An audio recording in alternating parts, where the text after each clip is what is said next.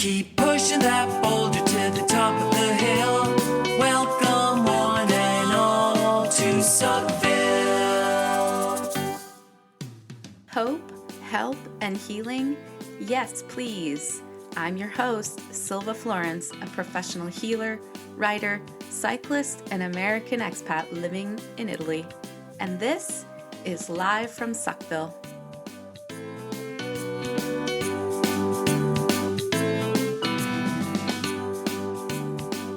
Have you ever been through a dark night of the soul? For many of us, if it hadn't happened before, it finally did in 2020 during the COVID lockdown. Now today, as I'm recording this introduction, is February 21st.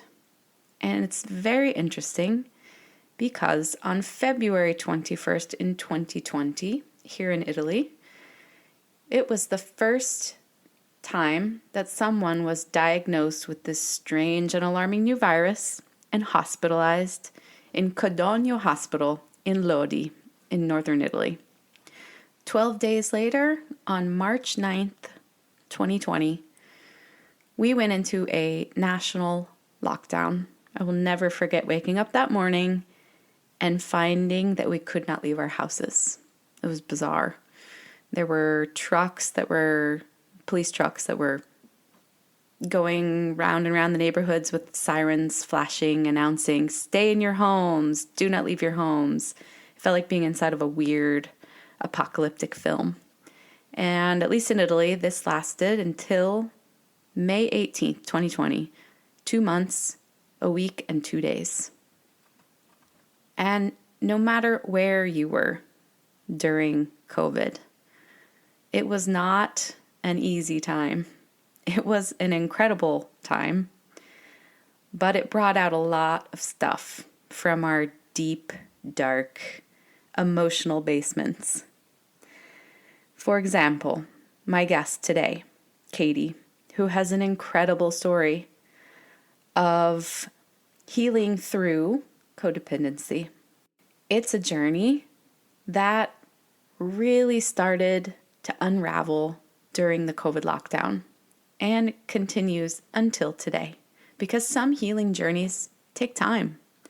Some healing journeys last forever, and that's okay, as my guest Katie is here to tell us. If you are out there and you're still healing, we are with you. Katie and I are with you. On your healing journey, you are not alone. So come with me as we listen to this incredible story in 2 parts. So this episode will be part 1, and in 2 weeks, we will have part 2. So without further ado, let's begin this healing journey together. All right. Hello, everybody in Suckville. Welcome back. Today, I have with me my guest, Katie MacDonald, who lives with her chosen family in their home in the Annapolis Valley of Nova Scotia. Katie works at a treatment center for people experiencing addiction and has a private counseling practice. She proudly identifies as queer, strives to be an anti-oppressive practitioner, and is kink and sex positive. It's so lovely to have you on here today, Miss Katie, despite our, let's say, technical difficulties before the show. Yeah, we did it. Yeah, we spent like 20 minutes trying to figure out some stuff, but it was meant to happen. I think so too. How are you today? I'm lots of things. I'm giddy, nervous, and I feel kind of proud of myself because this feels very scary, but I am a big advocate for doing things that feel scary. Why are you an advocate for doing things that feel scary? Because I think all the times in my life that I've persevered through scary things have been the times in my life that I've grown the most and felt the most alive. And they've propelled me to kind of keep going and going and going. So you're going to feel incredibly alive after this interview. I surely hope so. Well, I really appreciate you being willing to step outside of your comfort zone for us. I appreciate you having me. And I'm excited to feel alive because I have quite a chore list. So this is going to be a wonderful motivator. We'll give you a little bit of like interview caffeine. Yeah. Yeah. So today I always bring people onto this podcast who I feel have been through something that others can learn from. Because like we were talking about before, we all have wisdom to share, even when we don't think we do. So what have we agreed to talk about today? What are we focusing on in your life? Today we're talking about the thing that I talk about most days. It's quite topical in my personal life, but also in my working life, codependency and my recovery. Mm-hmm. I don't want to say of codependency, but maybe through codependency. Sure. It's not like I've recovered from it and now I've put it in a box and put it away. I think it's ongoing work. I follow a 12-step program, much like other people would with a compulsion or addiction. I work at a place that uses the 12-step model, though I believe in it deeply. It's certainly not the end all be all. I think there are other healing modalities out there that I greatly admire. But for me and my recovery journey, it has been, quite eye-opening. It's the one that works for you. Exactly. Mm-hmm. And maybe we should give a little definition of codependency before we dive into it. I've been thinking a lot about this because I figured it would be a question for obvious reasons. Yeah, I don't claim to be an expert in this by any means, but I have been learning lots and lots about it.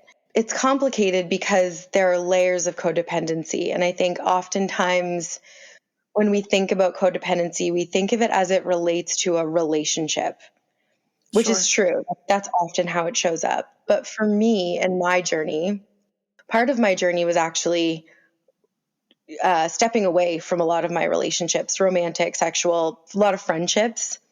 I've taken a great deal of space from. Some of them I've come back into with things having shifted. Others I've kind of had to let go. We can talk more about that later if it pops up. But for me, it's realizing that my codependency is not just about how I show up in relationships, though that's a huge component of it. It's who I am as a person, and it's how I've had to adapt. It's a series of coping mechanisms that I've developed to keep myself safe. It's how I experience the world. And so what that can look like is, for a long time, I had no sense of who I was because my life was all about serving other people. It was all about feeling their feelings for them. I couldn't stand to be uncomfortable if it was my own discomfort. If somebody else was uncomfortable, for example, I would take on their discomfort. I would be uncomfortable for them. So like kind of codependency as a way in which you define yourself, like based on others instead of based on you, like based on your relationship with them and how much you do for them and how much you take care of them, like that kind of a thing.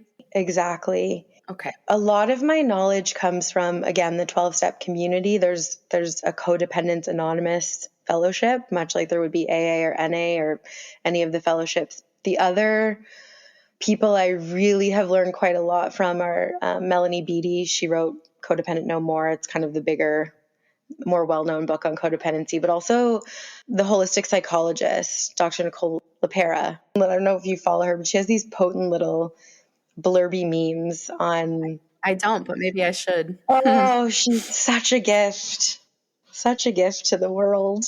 But she talks a lot about how a codependent or a person who experiences codependency, how I feel about myself is directly related to how somebody else feels about me. And that isn't the case anymore. I certainly experience tendrils of that, but wow. Mm-hmm. Yeah, and another kind of definition or phrase that's really kind of stood out for me, a man I work with named Gerard G. He's one of the founding people who started Codependence Anonymous in Nova Scotia.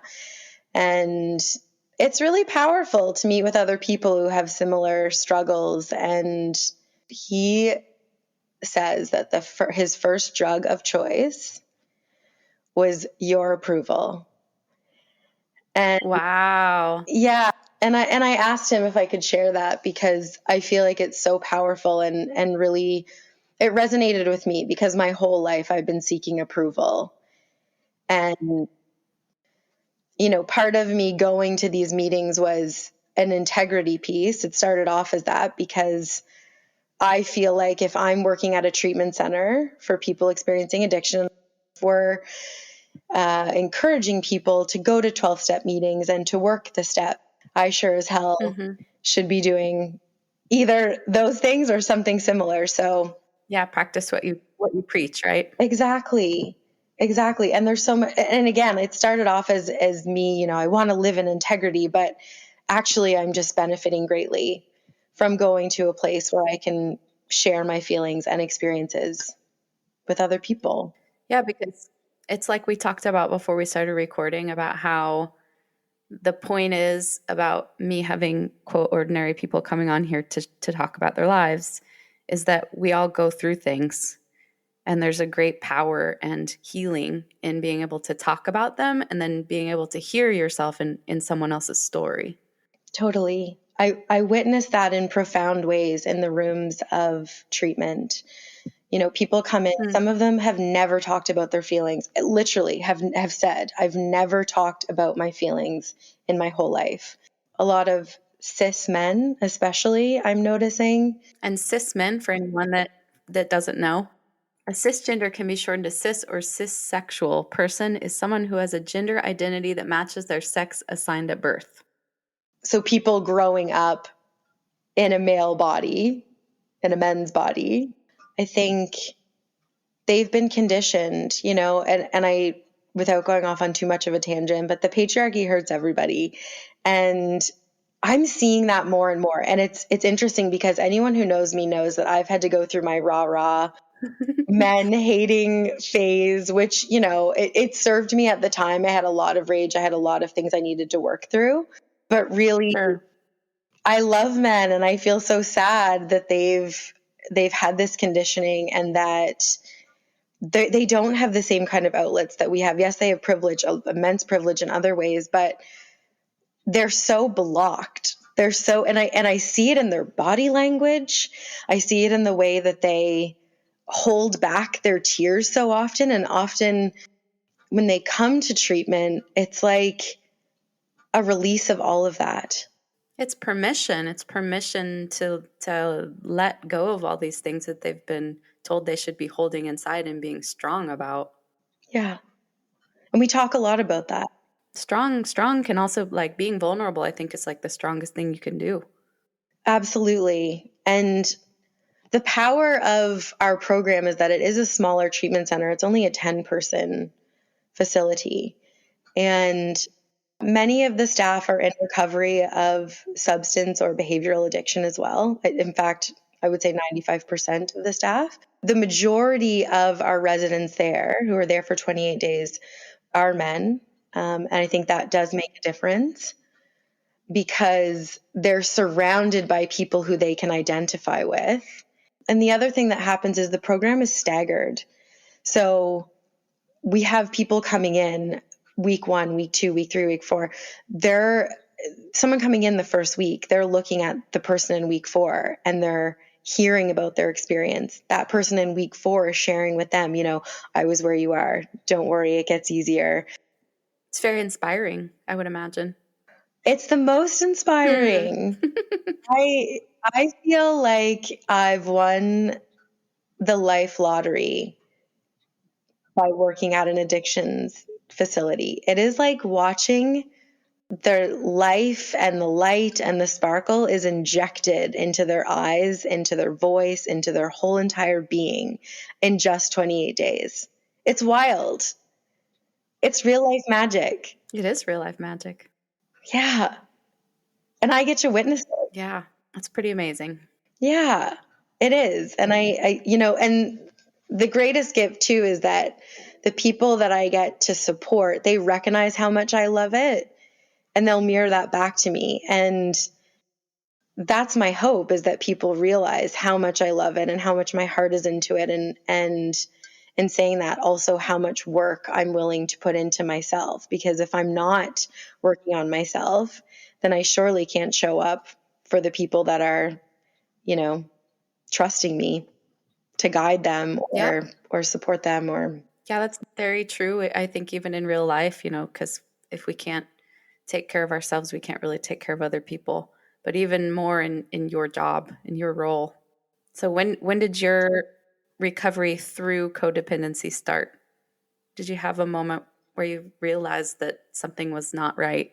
That gave me chills, because there was a moment, like, and normally with these kind of questions, I'm like, now it was just kind of a culmination of things.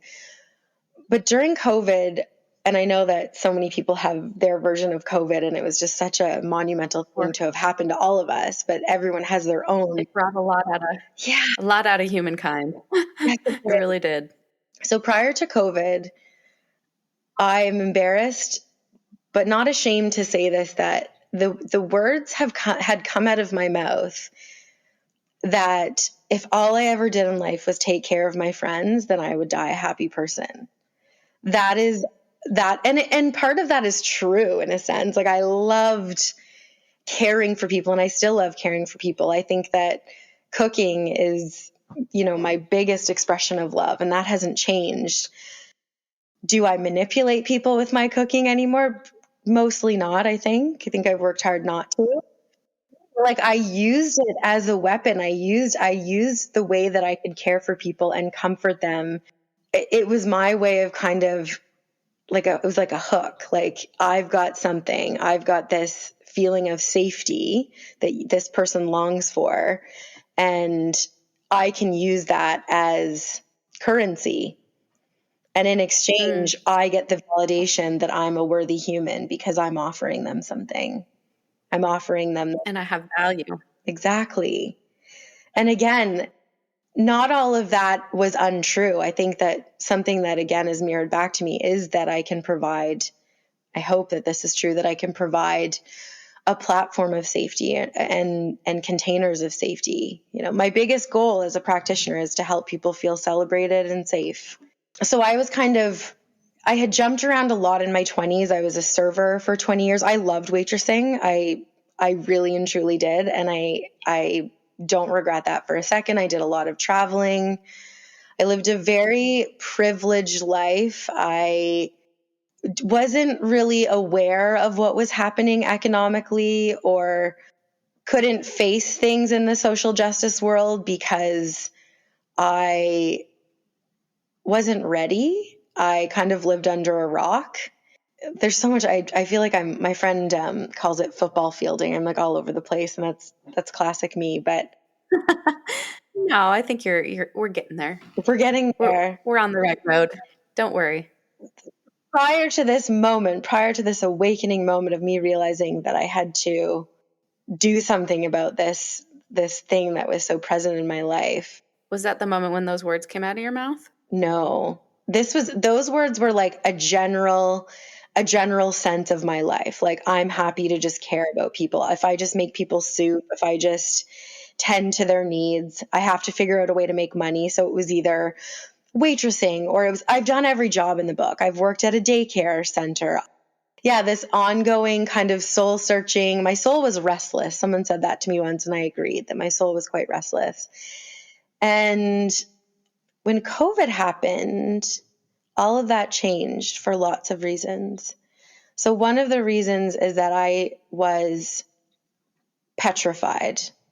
I was completely and utterly taken by fear in a way that I had never experienced. I've been afraid of things my entire life because of the trauma that I have. I have always had this impending sense of fear, but nothing like this. This was paralyzing. What were you so afraid of? Everything. It all came to a head. And so for years, I had kind of avoided looking at the state of the world because I was asleep. I wasn't awake to it all. I couldn't handle it. And then, years and years prior to COVID, I had slowly started waking up and realizing just what kind of shit show we're all living in, and started doing more about it, started getting involved with more activism and working with organizations that support people experiencing marginalization. Yeah, again, prior to COVID, I was sad a lot of the time because I just couldn't understand how we had got to where we are. I was just really perplexed by it, but I was mitigating that. I'm still sad. Yeah. And I don't think that's going to go away anytime soon. And it's okay too. It's okay to be sad, but also at the same time to go forward with your life and do great things. Like we can have more than one emotion at a time. Absolutely. I think Adrienne Mary Brown talks about the pleasure and activism. And I that really resonates for me because so many of the fruitful connections that I've made in the last 8 years have been through activism, have been through caring for community members, cooking for people who are in need of support during a big crisis in their life. So I was kind of already in that headspace of like wanting to make a difference, but also still not knowing who the hell I was, really.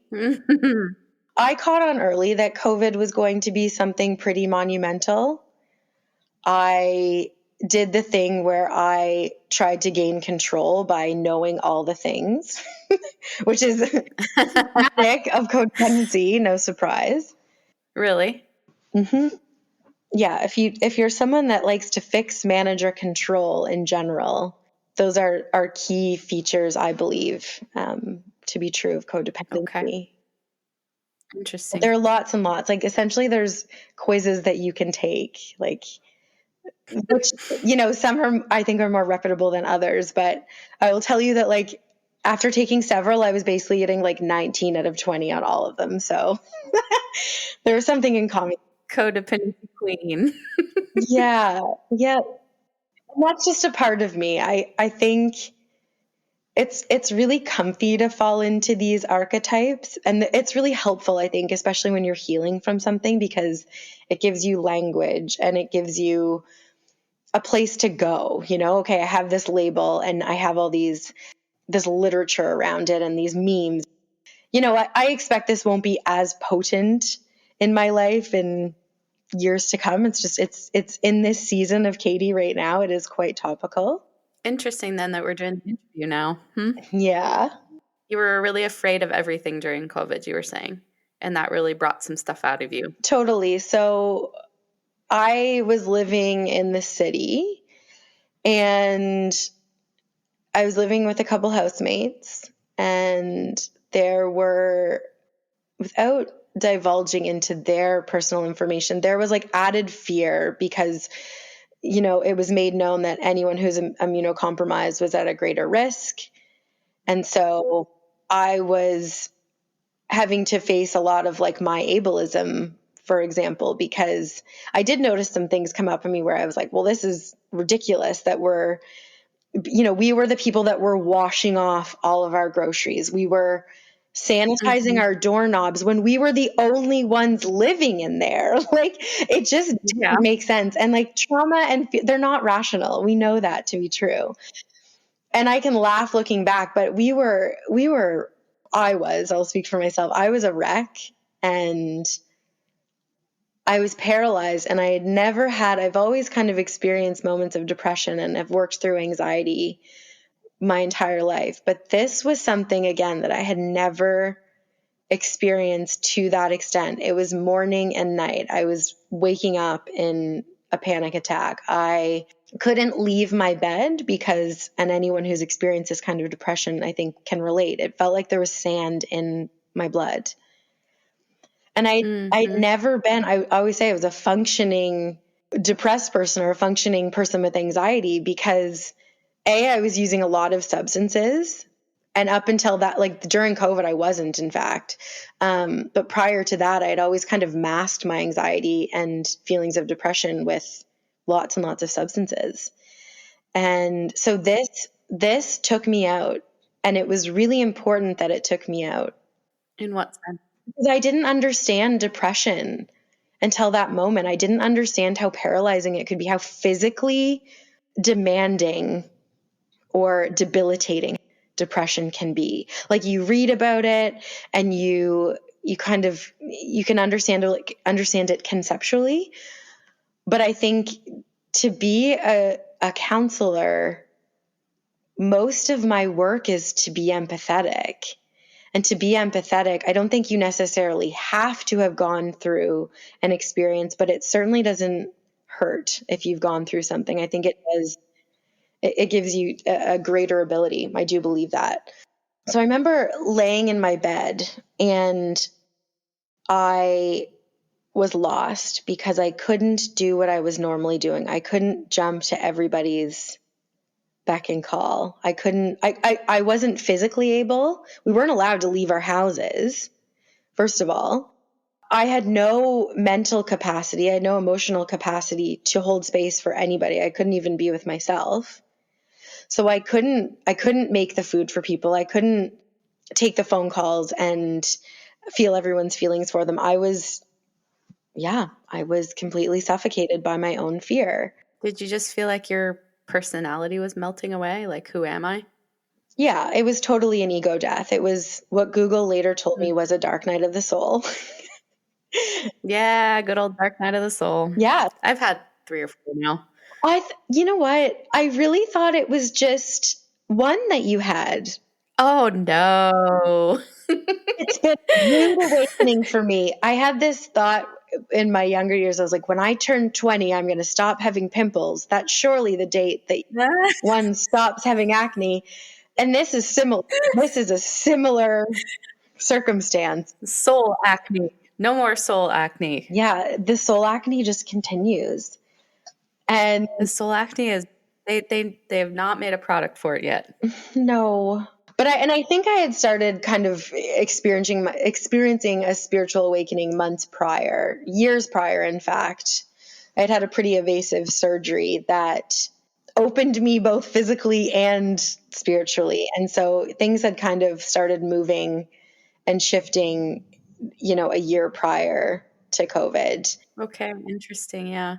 And I remember laying in my bed and saying, like, okay, this is bigger than me. This is so beyond anything that I've ever experienced. This is me having to actually look at my stuff. Look at all my stuff, all the shadowy, murky, yucky, muddy parts of myself. I'd known about codependency prior. My mom kind of first introduced me to the word, but when I really started unpacking it and realizing just how much it had ruled, or I had let it rule my existence, that's when the work began. What that looked like for me was, I giggle and say that I kind of exposure therapied myself. What do you mean? So I'm not a fancy psychologist, but I think that the idea of exposure therapy is that you expose yourself to the thing that's creating crunch or tension or trauma in your life. So what I had to be exposed to was not doing all the things for everybody. Yeah. I did what every person who is losing their mind and finding it again did. I moved to an art farm and became a farmer for the summer of COVID. I lived. Oh, really? Yeah, I did. I left the city. That's definitely what everyone did. Yeah. Yes, absolutely. I'm one of many. Um, the ticket for me was when they put the caution tape around the parks. I don't know what it was like in other places of the world, but In Italy, it was completely shut down. You couldn't. Yeah, all the parks were roped off with tape very early. yeah, We were in the house. We were in the houses for over 2 months. I don't even remember now. yep. So you get it. I get it majorly.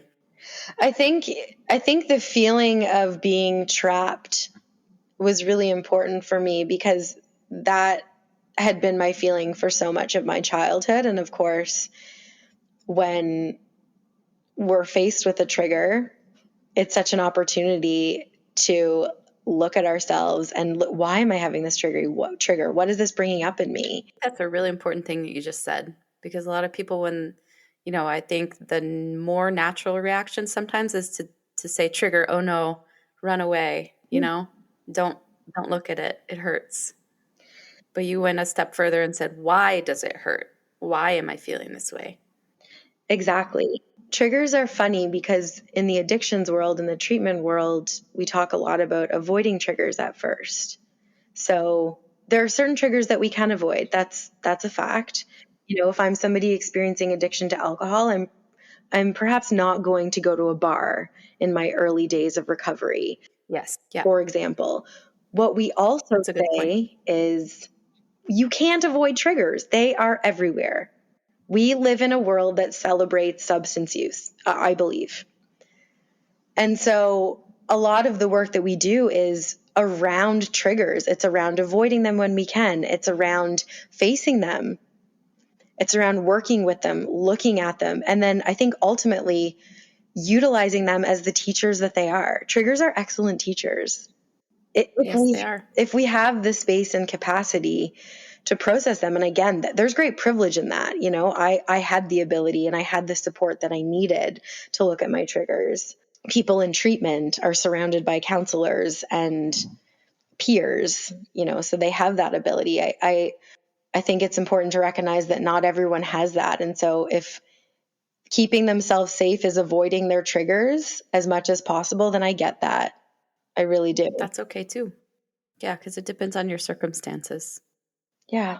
So for me, I couldn't fathom the idea of being trapped not only in my house, but not being able to go or access the little bits of nature that I could in a city by going to a park. So I decided that I was going to move to this place called Red Clay Farm, which, I was familiar with before. I had wonderful experiences there before. And there were a group of us, mostly femme folk, that decided that we were going to go be farmers for the summer.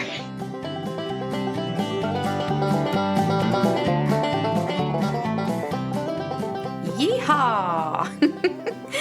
Join me next time to see what happens with Katie at the farm and beyond. It's, I promise you, just as interesting in the second half as it is in the first half. So thank you for listening. Thank you, Katie, and we'll see you next time.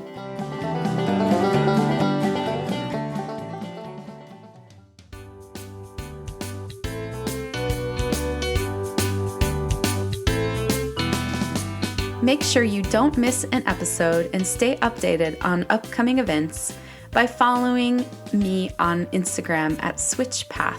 That's SWITCHPATH on Instagram.